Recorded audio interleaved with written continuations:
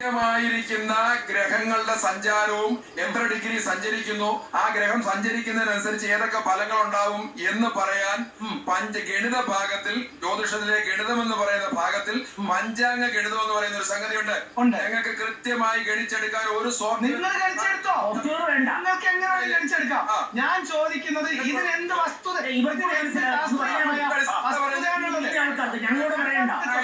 രണ്ടാമത്തെ ചോദ്യം എങ്ങനെയാണ് ഇപ്പൊ നിങ്ങൾ പറഞ്ഞു ഇത് സ്വാധീനിക്കും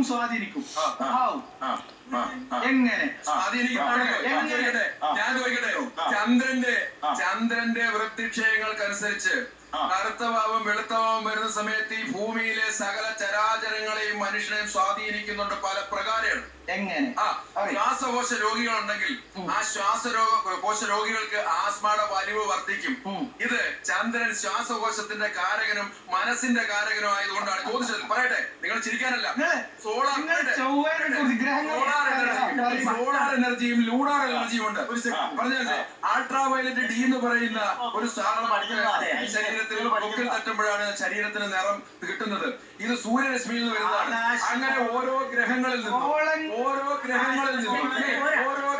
നിന്നും മനുഷ്യനെ സ്വാധീനിക്കുന്നുണ്ട്.